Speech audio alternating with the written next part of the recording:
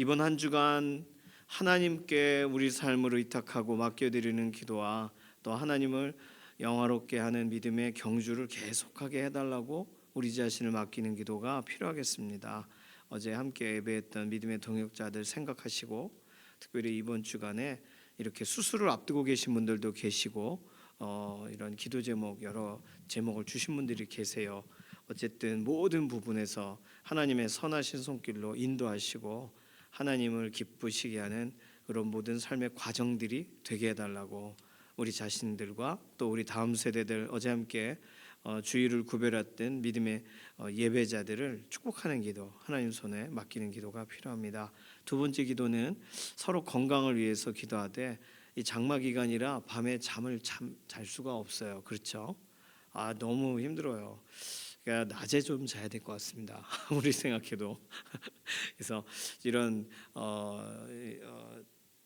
장마 기간에 겪는 이런 고통들이 있어요. 일부러 이 찬송가 부른 거예요.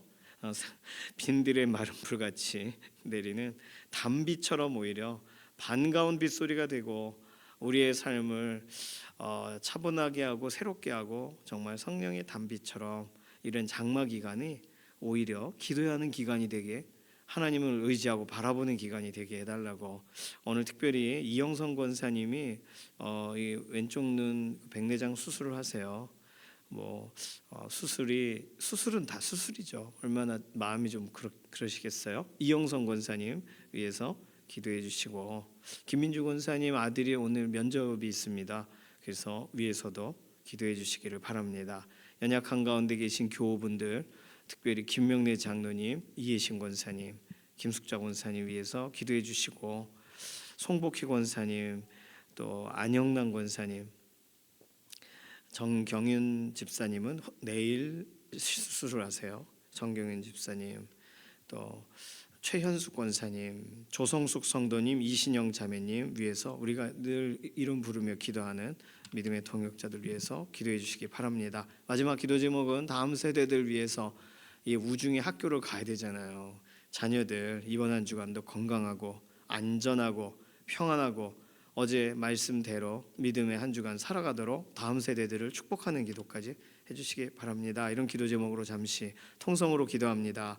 살아계신 하나님, 감사합니다. 우리에게 오는 새로운 날, 새로운 한 주간을 열어주셔서 기도하고 새벽을 구별하게 인도해 주심을 감사합니다.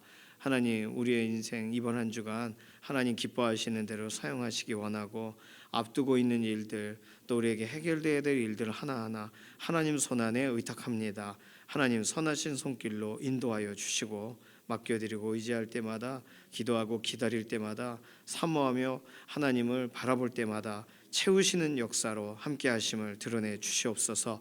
연약한 가운데 있는 우리의 육신을 돌아보시고, 특별히 장마 기간 여러 가지 면에서 잠을 이루기가 어려운데, 이 모든 시간에 오히려 하나님 기도의 자리가 되게 하시고, 우리가 잠깐 자더라도 충분한 쉼을 쉴 수 있도록 우리의 몸의 상태를 하나님께서 주관하시옵소서. 특별히 오늘 이영선 권사님 이렇게 눈의 수술을 하는데 수술의 모든 과정에 개입하여 주시고, 김민주 권사님 아들 오늘 면접의 자리가 있는데 하나님 모든 것에 두려움 없이 담대하게 일을 감당할 수 있도록 은혜를 더하시옵소서.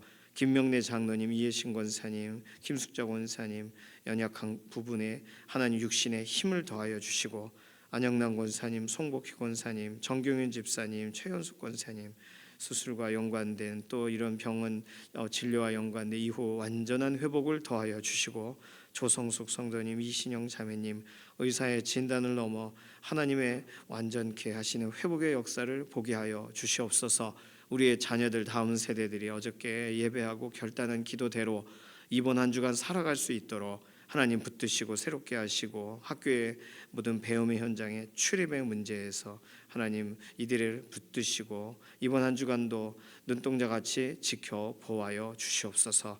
우리의 각자의 기도의 제목에도 하나님 실제적인 응답으로 함께 하실 것을 인해 감사드리며 살아계신 예수님의 이름으로 기도드립니다. 아멘. 예레미야 14장 19절에서 15장 4절까지 말씀입니다. 예레미야 14장 19절에서 15장 4절까지 우리 함께 읽습니다.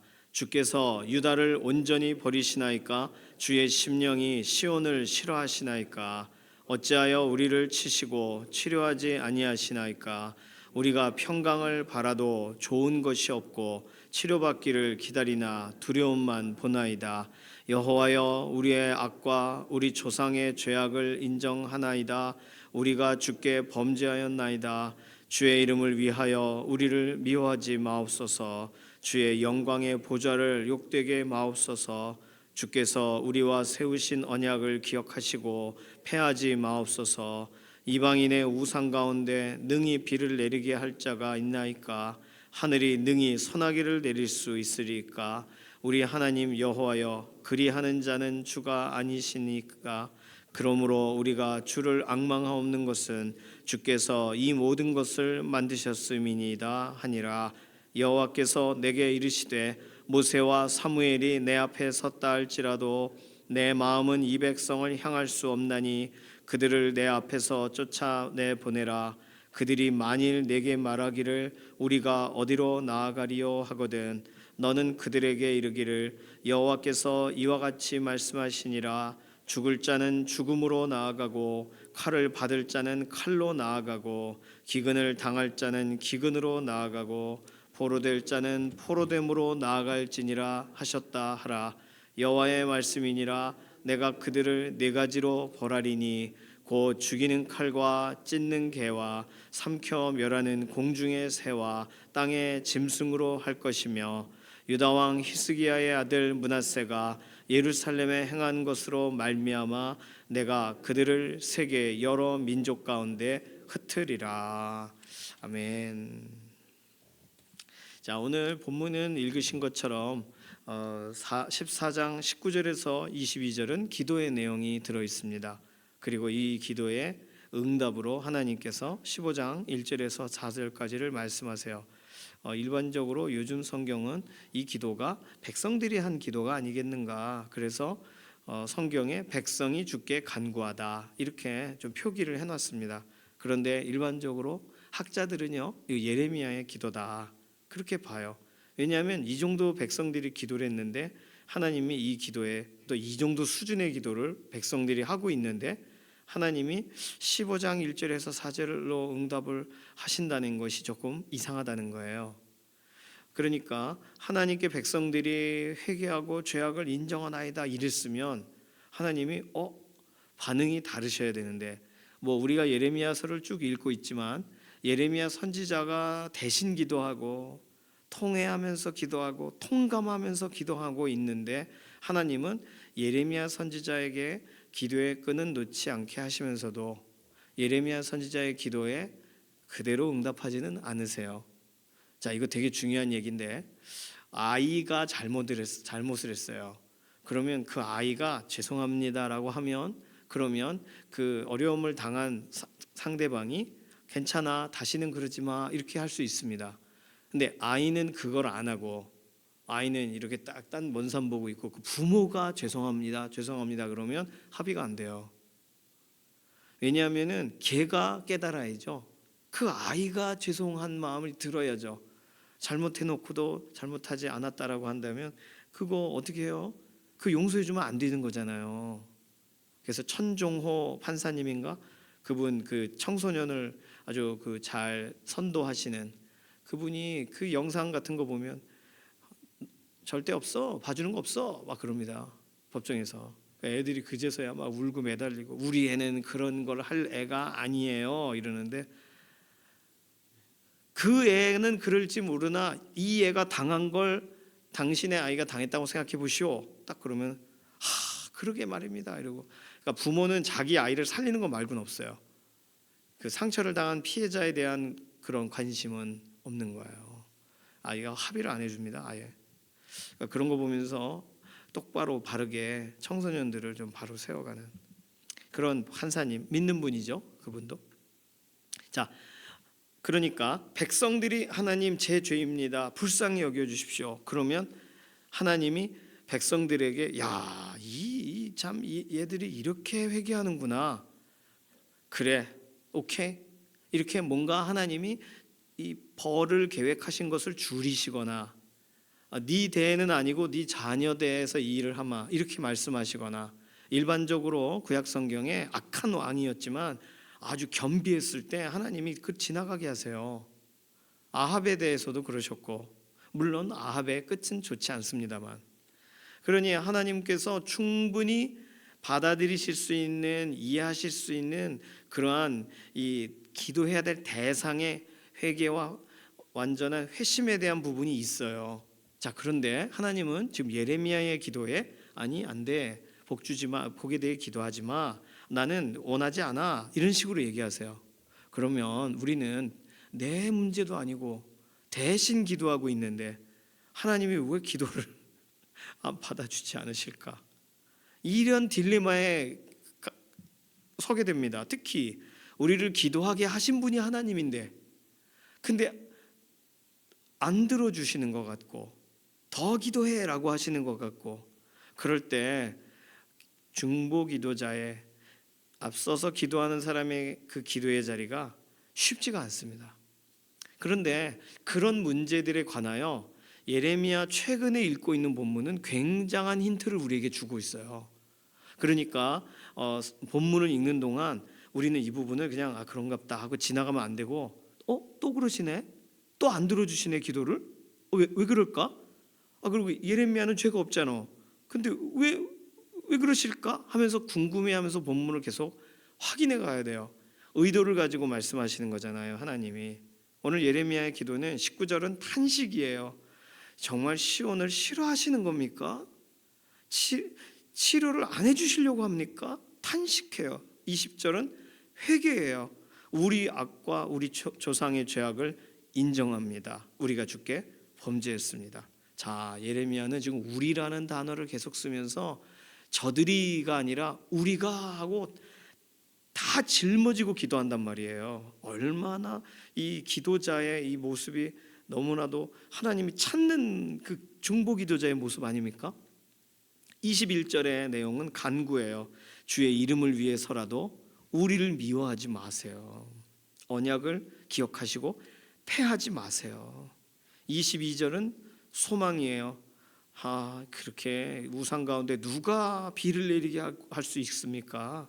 우리가 주를 앙망하는 것은 모든 걸 만드시고 경영하시고 주관하시는 분이 바로 하나님이시기 때문입니다.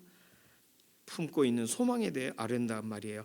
이 기도에 19절에서 22절까지 예레미야의 백성들을 품고 하는 기도가 잘못된 기도 내용은 하나도 없습니다. 이 기도는요, 하나님이 안 들어주실 만한, 못 들어주실 만한 이유가 하나도 없어요. 이런데도 불구하고 오늘 15장 1절에서 4절은 하나님이 1절 거절, 모세와 사무엘이 내 앞에 섰다 할지라도 내 마음은 이 백성을 향할 수가 없나니 그들을 내 앞에서 쫓아내 보내라. 거절하시는 하나님.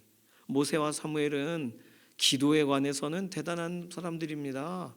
이 사람들을 하나님이 세우시면서 백성들을 대신하여 막 아뢰게 하시고 그래서 실제로 백성들의 어려움의 상황들에서 막 국난에서 건져지고 그래요. 모세와 사무엘, 하나님이 특별히 더 생각하는 그런 기도자, 그들이 서도 이 문제는 해결이 될 수 없어.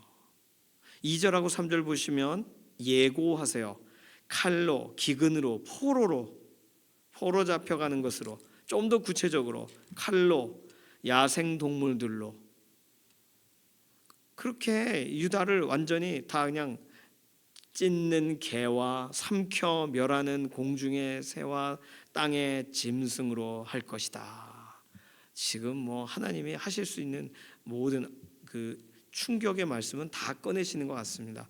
그리고 4절 왜 이렇게 하시는지, 예레미야의 기도에 왜 이렇게 반응하시는지, 백성들을 왜 용서해 주실 수 없는지의 이유가 나왔어요. 4절에 뭐죠? 므낫세가 예루살렘에 행한 것으로 말미암아 내가 결정한 일이고 그래서 여러 민족 가운데 흩을 것이다. 자, 그러면 하나님께서 예레미야에게 기도하라고 하지 마셨어야죠. 그렇죠? 이렇게 어차피 하실 거면 요나가 똑같은 생각을 했습니다. 어차피 하나님 구원하실 거라 날 보내시는 건데 그냥 구원하시지 왜 날 보내가지고 이렇게 불편하게 하냐. 그래서 에휴 그러면서 멸망시키시나 뭐하나 보자. 요나는 그랬어요. 그러니 하나님이 누군가를 세우실 때는 하나님이 마음을 주시고 마음을 품게 하셔서 그 일을 하게 하시는 건데, 그리고는 하나님이 그 기도를 안 들어주세요. 그러니까 이게 뭐냐는 거예요. 그렇게 이게 뭔지 궁금해하면서 본문을 읽어야 됩니다. 자, 오늘 아주 중요한 내용은 뭐냐면 하나님이 답변하신 이 1절에서 4절 안에 힌트가 다 들어가 있어요. 힌트를 볼 줄 아는 은혜가 있어야 하는 줄로 믿습니다. 자, 므낫세 재위 기간에 므낫세가 왕으로 세워져 있을 때 이미 유다의 운명은 결정이 되었어요. 이게 중요합니다. 이미 결정이 됐어요. 돌이킬 수 없게. 그리고 므낫세가 아버지 히스기야 때 종교개혁을 하고 참 바꿔놓은 걸 다 뒤집어 놨잖아요. 다시. 그리고 그 아들 요시야 때 다시 복귀를 시켜요. 종교개혁을 해요. 그런데도 므낫세의 죄의 그 뿌리가 그 계속 면면이 흐르니까 요시야가 종교개혁을 할 때도 예레미야의 친족들인 아나도 사람들이 반대 입장에 섰잖아요. 제사장 계열인데. 그리고 실제로 요시야가 죽자 여호야김 같은 경우 다시 우상 숭배 시작합니다. 그러니까 이 뿌리가 잘리지가 않은 채로 계속 악한 것이 샘이 솟고 있는 유다의 상황이에요. 그러니까 예레미야가 대신 민족을 대신해서 기도해도 하나님이 민족에 대해 이미 정하신 것을 돌이키지 않기로 결정하신 그 결정을 완전케 하시는 것 말고는 하나님이 지금 진행하시는 방법 중에 뭐 이렇게 설명하실 수 있는 내용이 그래 일단 가봐 너 기도에 내가 들었으니 생각 좀 해볼게 이런 게 아니세요. 이미 정하신 내용이에요. 요시야의 아버지 므낫세, 요시야가 종교개혁을 했어도, 자 열왕기하 이건 읽어봐야 돼요. 열왕기하 23장 앞으로 가셔서 열왕기하 23장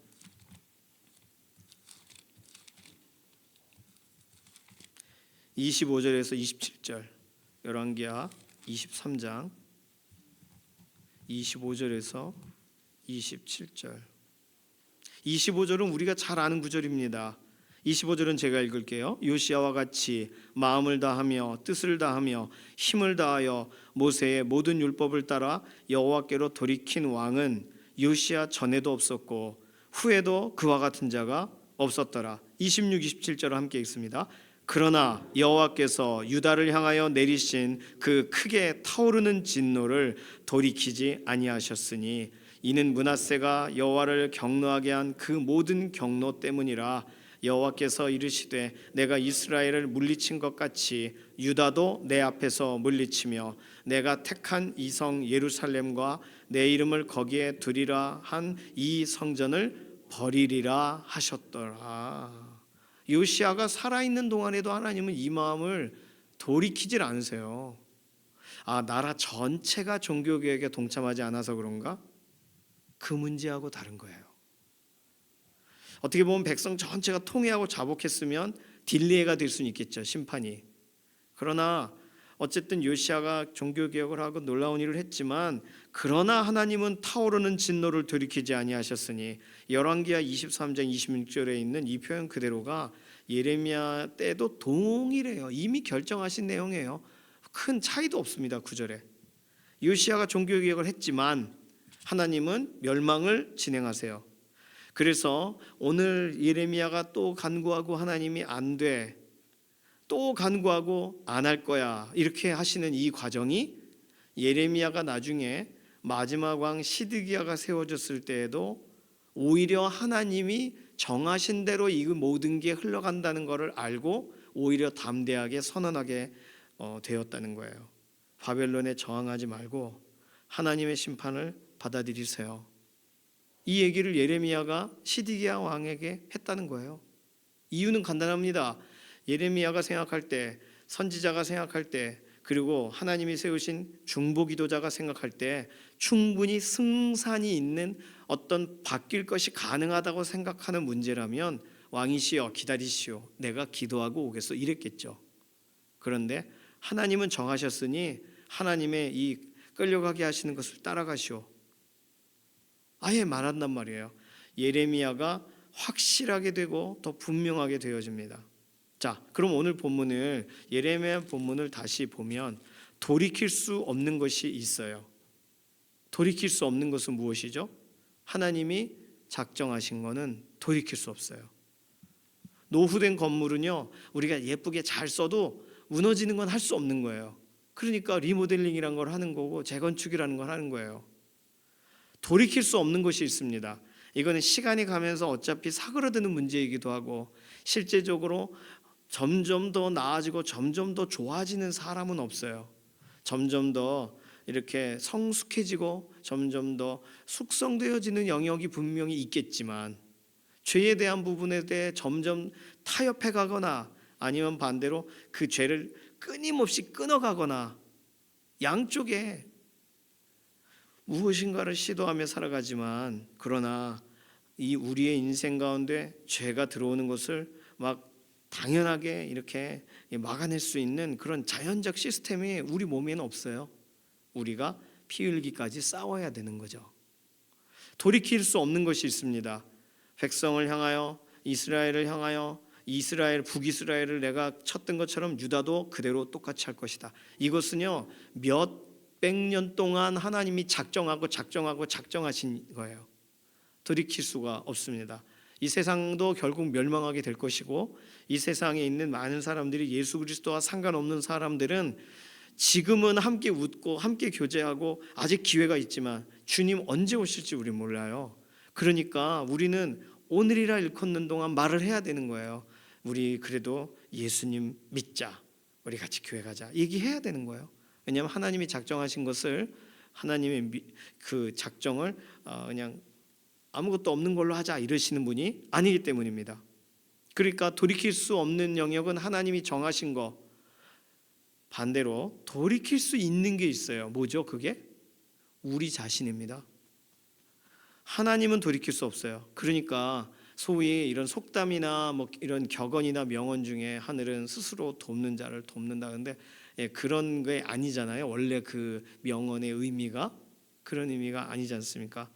내가 돌이킬 수 있을 때 돌이키는 거예요. 내 마음이, 내 태도가, 내 결단이. 그러니 예수님 오시기 전까지 될 수 있는 게 뭐예요? 하나님께 돌아오는 거 기회를 주고 계시니까. 그래서 하라고 하시는 게 전도예요. 천국 가면 전도 안 해요. 전도할 필요가 없습니다. 여기서나 필요한 거예요. 그러니까 돌이킬 수 있을 때 돌이켜야 되는 거죠. 자, 그런데 지금 예레미야는 그러니까 예레미야는 이런 그림으로 본다면 돌이킬 수 없는 문제를 가지고 그럼에도 불구하고 하나님께 탄원을 했어요. 하나님의 마음을 움직여 주시면 되는 문제 아닙니까? 하나님이 한 번 더 손을 내밀어 주시면 되는 문제 아닙니까? 라고 기도해요. 이것이 기도자가 가질 수 있는 가장 좋은 기도의 태도죠. 그런데 하나님은 정하신 뜻을 진행하시기 때문에 예레미야의 기도를 거절하시는 게 아니라 예레미야가 기도할지라도 하나님은 하나님이 하실 일을 하시는 거예요. 그러니 기도자가 가져야 될 태도는 돌이킬 수 없더라도 하나님과 연관된 어떤 결정을 돌이킬 수 없더라도 지속해야 되는 것이 있다는 거예요. 그게 기도입니다. 백성들의 죄에 공감하는 것도 지속해야 되고 그로 인한 중보기도도 지속해야 돼요. 왜 지속해야 될까요? 하나님이 지난번에도 안 들어주셨고 이번에도 안 들어주셨는데 왜 기도를 계속해야 될까요? 15장 1절에서 4절이 그게 힌트예요. 자, 하나님이 그냥 간단하게 더 이상 기도하지 마라, 가라 이렇게 해도 되시는 문제입니다. 그런데 하나님은 설명을 하세요. 설명을 하실 때는 이유가 있는 거예요. 설명을 하실 때는 이유가 있는 거예요. 아브라함에게 설명을 하십니다. 야, 그 의인이 그러니까 저 소돔과 고모라 내 멸하러 간다? 설명을 하세요. 그러니까 의인이 혹시 10명이라도 있으면 멸하시겠습니까? 멸하지 않지. 왜 그 대화를 하고 계신 거예요? 하나님이 아브라함과 그냥 바로 가서 소돔과 고모라를 쫙쫙 이렇게 하셔도 됐는데 어제도 갑자기 그냥 와르르 비오듯 그냥 쫙쫙 유황불비를 그냥 내려버리시면 되잖아요. 그렇지 않아도 마음에 들지 않는 사람들.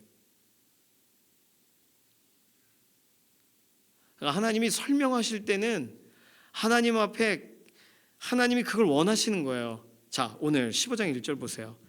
모세와 사무엘의 기도를 지금 하나님이 기억하고 계세요. 15장 1절이 그 얘기입니다. 야, 모세와 사무엘이 내 앞에 섰다 해도 내 마음은 이 백성 향할 수 없어. 쫓아보내. 이렇게 하셨지만 모세와 사무엘의 기도를 지금 기억하고 계세요. 지금 하나님이 뭘 말씀하시려고 하는지를 봐야 되는 거예요.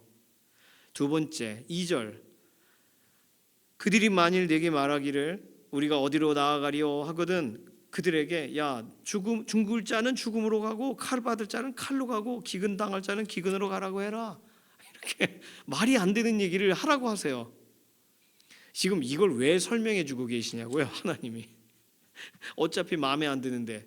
예를 들어 유다 사람들 당장이라도 그냥 저 유황불비를 내리고 싶으신데 근데 혹시 걔들이 질문하거든 답변해 줘라. 이 얘기를 하나님이 왜 예레미야에게 하시냐고요. 그래도 답변하시는 하나님. 지금 하나님의 성품을 막 보여주고 계신 거예요. 이렇게 2절 길게 설명할 내용인가요? 하나님은 답변을 하실 생각이 있으세요. 백성들이 하나님께 부르짖을 때 답변하실 생각이 있으세요. 3절은 내가 그들을 4가지로 벌할 거야. 죽이는 칼과 찢는 개와 삼켜 멸하는 지금 2절에서 얘기한 걸 또 얘기하시는 거거든요. 2절의 내용으로 충분합니다.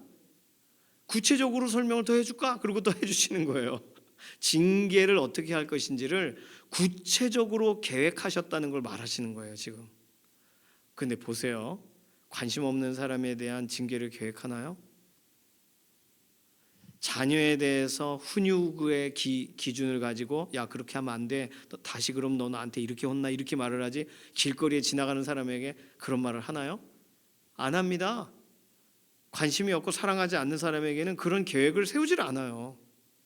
그러면 지금 하나님은 이스라엘, 유다가 지구상에서 사라지는 걸 원하시는 게 아니잖아요. 돌이키는 걸 원하시잖아요. 징계를 계획하셨다는 거예요. 징계의 하나하나 시즌을 계획하셨어요.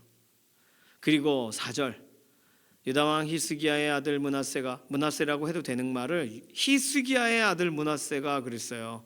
이걸 가지고 학자들은 히스기야에게 하나님이 15년을 더 살게 하셨는데 그때 제대로 못했다는 거예요. 그러니까 히스기야라는 이름을 거론하신다는 거죠. 므낫세만 얘기할 만한, 므낫세가 악하게 행동했으니까. 근데 악함의 배경이 어디서 출발한 거예요? 내버려둠에서 출발한 거예요. 히스기야의 방목에서 출발한 거니까. 물론 히스기야가 이 일과 연관돼서 하나님께 어떤 이렇게 죄되고 막 심판의 대상이고 그런 건 아니지만 히스기야 자체로는 선 왕이고 하나님이 그를 사용하시고 그를 통하여 이스라엘에 놀라운 일을 하셨죠. 근데 마지막에 그가 여전히 가야 될 길을 바로 걷지 못한 것의 결과가 므낫세고, 므낫세가 남은 유다 왕국 전체의 멸절에 기여한 바가 아주 큽니다. 죄의 뿌리를 기억하시는 하나님. 자, 1절에서 4절은 그냥 하나님이 화를 내셔서 예레미야에게 막 뚜뚜따따따따 하시는 게 아니에요. 이렇게까지 설명할 문제가 아니라고요. 하나님이 더 이상 말하고 싶지 않아 돌아가 이렇게 해도 되시는 문제예요. 근데 그걸 지금 차근차근 하나하나 다 설명해 주고 계세요. 누구에게? 중보 기도자에게. 왜 설명하시는 거예요? 기도하라고 하는 거예요. 기도의 힌트를 볼 줄 알아야 돼요. 이거 어디 기도하라고 써 있냐? 기도하지 말란 얘기다. 예레미야야, 너 모세와 사무엘 수준 아니잖아. 저리 가. 이렇게 받아들일 수 있지 않은가? 그래요. 그렇게 읽으면 그렇게 들릴 수 있습니다. 그러나 기도의 마음을 주셨고 백성을 위하여 탄식하며 기도하도록 하나님이 그걸 허락을 하세요. 허용을 하세요. 원하세요. 그리고 그러면서 답변은 나는 고칠 생각이 없어. 나는 회복시킬 생각이 없어. 모세도 사무엘도 와서 내 앞에 기도할지라도 난 들어줄 생각이 없어. 그러면 모세와 사무엘의 기도를 기억하시는 하나님, 그럼 예레미야가 하는 기도를 기억하시는 하나님.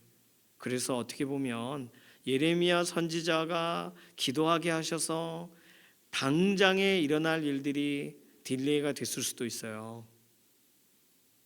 당장의 심판으로 인하여 어려움을 당한 일들이 하나님이 더 기회를 주셔서 시드기야 왕까지 가게 하신 것일 수도 있어요.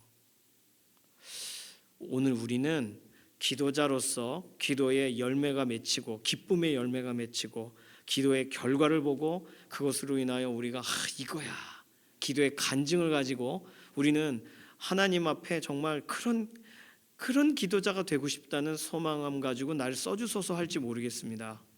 그런데 기도의 간증은 하나님이 응답 없으신 것 같은 세월이 오랜 세월이요, 이게 간증일 수 있는 중보기도자의 입장이 예레미야에게도 있었고 또 믿음의 선진들 가운데도 있어 왔습니다. 이 말은 기도자의 기도를 무시하는 하나님이란 뜻이 아니라 기도를 하라고 하시고 기도하며 하나님의 마음에 합하게 서는 사람이 아무도 없으니까 하나님은 파트너십으로 예레미야를 부르셨어요. 그러나 하나님이 정말 돌이켰으면 하는 사람들은 꿈쩍도 하지 않잖아요. 심판은 진행되는 겁니다. 막 나라와 민족을 위해 기도하잖아요. 기도하게 하시는 거예요. 그런데 아무 일도 벌어지지 않고 더 심한 일이 벌어져요. 막 이란과 이스라엘이 어떻게 될지 모르잖아요.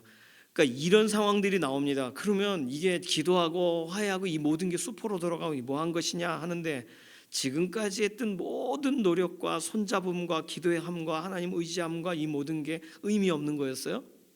아니요. 하나님이 다 사용하신 겁니다. 그리고 지금도 우리의 기도를 사용하세요. 만약에 예레미야가 쓸데없는 기도를 오지랖으로 기도를 한 거면 이 페이지가 필요 없어요, 성경에. 하나님이 이렇게 기록을 남기실 필요가 없단 말입니다. 그런데 오늘 우리가 보게 하세요. 의문을 갖게 하세요. 예레미야에게 기도를 시키시고는 그 기도는 안 들어주겠다 그러고 그 복을 위해 기도하지 마 이렇게 얘기하시니 이거 어떻게 하라는 거야? 그러면서 여기서 발견하게 하시는 거예요. 예레미야는 끝없이 기도합니다. 하나님께서 들어주시는 어떤 사인을 보든 보지 못하든 하나님은 예레미야를 기도의 자리에 세우세요. 그리고 기도하게 하신단 말이에요. 하나님은 하나님이 정하신 일을 진행하시면서, 이게 이율배반적인 게 아니라 하나님은 그렇게라도 백성들을 위하기를 원하시는 거예요. 그러면 오늘 우리는 하나님이 하시는 말씀을 듣고 낙심할 문제가 아니라 하나님이 이렇게까지 상세하게 얘기를 하시는구나. 내일 본문 보실까요? 내일 본문 5절. 예루살렘아 너를 불쌍히 여길 자가 누구며 너를 위해 울 자가 누구며 돌이켜 내 평안을 물을 자가 누구냐. 지금 하나님은 어제 본문에도 예루살렘을 향하여 우세요. 그리고 예루살렘을 불쌍히 여길 자를 찾으신단 말이에요. 심판은 하실 거지만. 그러니 누가 불쌍히 여기며 누가 울며 누가 하나님의 손을 구하며 나아가야 되겠습니까? 하나님의 말씀을 읽을 때 기도하라고 하시는 거구나, 이걸 볼 수 있어야 되는 거예요. 적용을 하되 문자적으로 적용하면 그러면 집 떠나가야죠. 오지 말아야죠. 돌아오지 말아야죠. 그러나 그게 아니잖아요. 오늘 하나님은 모세와 사무엘을 기억하셨어요. 그들의 기도를. 그리고 요청하지도 않은 이야기를 길게 설명하세요. 백성들이 혹시 질문하면 답변해줘라고. 그걸 다 생각하셨어요. 하나님이 말해줄 것을, 징계를 구체적으로 계획을 하셨어요. 그리고 이 모든 일의 뿌리는 므낫세 때문이야. 므낫세를 통하여 진행된 우상숭배의 뿌리가 뽑히지 않았기 때문이다라고 설명하신다고요. 이 모든 상세한 설명은 그래서 백성들에게는 돌이키라는 것이고, 이걸 보고 답답해하고 안타까워하는 기도자들에게는 기도하라는 뜻입니다. 하나님이 그러니까 나는 너희들이 다 필요 없어라는 뜻이 아니고요. 오늘 힌트를 보시고 기도의 자리에 나가시는 것에 대해 절대로 결과도 없는 거 왜 자꾸 기도의 자리에 내가 나가고 있나 이렇게 생각하지 마시고 계속 마음에 부딪히게 하실 때는 이유가 있는 거예요. 기도하게 하시는 거예요. 이루어지지 않아 보여도 하나님은 이 시대에 그 기도자를 세우시고 그 말씀을 따르는 사람을 찾으시는 거예요. 오늘 그 자리에 예레미야와 같이 믿음의 동역자분들 함께 하나님께서 가자 그러면 아무 일도 안 시키실 거면서 왜 가자고 하실까? 예수님의 제자들에게 예수님이 매일 일을 시키셨어요? 가자. 그럼 가서 하루 종일 예수님 말씀 듣는 거예요. 내가 말씀 들으려고 제자 됐나? 이런 생각하고서 보냈을까요? 성경에 그런 게 하나도 써 있지 않습니다. 제자들은 예수님이 그냥 좋아요. 예수님을 따라다니는 거예요. 예수님이 일을 시키시며 좋아요. 정반대 입장도 마찬가지입니다. 하나님이 소돔과 고모라 앞에 세워놓고 야 유황불비 내리는 거 지켜봐라. 그게 얼마나 쉽지 않은 일입니까? 그리고 또 다른 곳에 가셔가지고 야 내가 에돔에 대해서 저주하는 걸 봐라. 그렇다면 그걸 따라다니면서 봐야 되고 하나님 그렇지만 하는 사람은 누구예요? 기도자. 하나님은 기도자를 그렇게 파트너십으로 같이 가게 하세요. 좋은 것만 보시려고 하지 마시고 기도의 자리에서 안타까움의 상황이 반복돼도 하나님이 그 자리에 우리를 부르시는 거예요. 함께 가자고. 너 기도하라고. 너 여기서 기도하라고. 그러면 우리는 기도하며 하나님을 수종들고 하나님이 기뻐하시는 자리에 하나님의 마음을 좀 맞춰가는 자리에 그렇게 나아가시기를 소망합니다. 그 한 사람을 찾으시는 거예요. 그 기도자를. 이 시대의 그 기도자로 오늘 예레미야가 세워져 있는 것처럼 오늘 우리들도 기도의 자리에 아무도 기도하지 않는 것 같아도 그 기도의 자리에서 하나님 옆에서 하나님 곁에서 기도하며 나아가시기를 바랍니다. 이 시간 같이 기도하겠습니다. 하나님 어느 상황 가운데에서도 하나님이 보여주시는 느끼게 하시는 기도의 힌트를 여전히 발견하고 그래서 기도하게 하시고 그럼에도 기도하는 하나님이 찾고 계시는 기도자의 자리에 우리가 늘 서게 해 주십시오. 맡기는 기도로 잠시 통성으로 기도하겠습니다. 살아계신 하나님 감사합니다. 예레미야의 눈물의 기도가 절절합니다. 느껴질 정도입니다. 이 정도면 하나님이 돌이켜 주셔야 될 것 같은데 하나님이 여전히 심판을 말씀하시는 걸 보며 오해가 되기도 합니다. 그런데 읽다 보니 하나님은 말씀하고 싶으시고 하나님의 마음을 나누고 싶으시고 하나님은 기도자에게 그래서 기도하게 하시는 것을 우리가 알게 되었습니다. 오늘 우리에게 무엇이 명확하게 보이지 않아도 기도의 자리를 지키게 하시고 하나님이 원하시는 바로 그 자리에 비어있게 되어지지 않고 여전히 우리는 하나님 뜻을 따라가는 믿음의 동역자로 서게 하여 주시옵소서. 감사드리며 살아계신 예수님의 이름으로 기도드립니다. 아멘. 찬송가 338장입니다.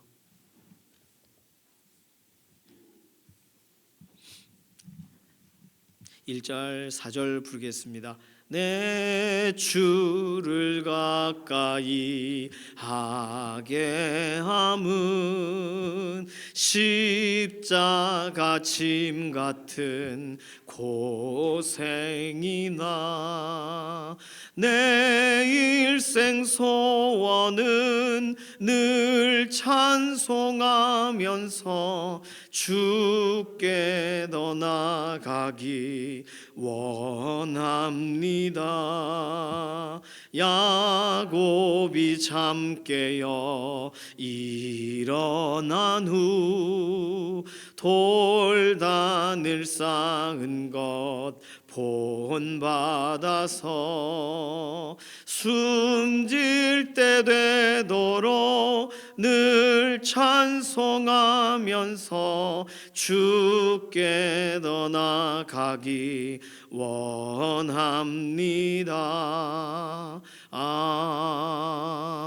아멘. 주님께서 가르쳐 주신 기도합니다. 하늘에 계신 우리 아버지여, 이름이 거룩히 여김을 받으시오며 나라의 임하옵시며 뜻이 하늘에서 이루어진 것 같이 땅에서도 이루어지이다.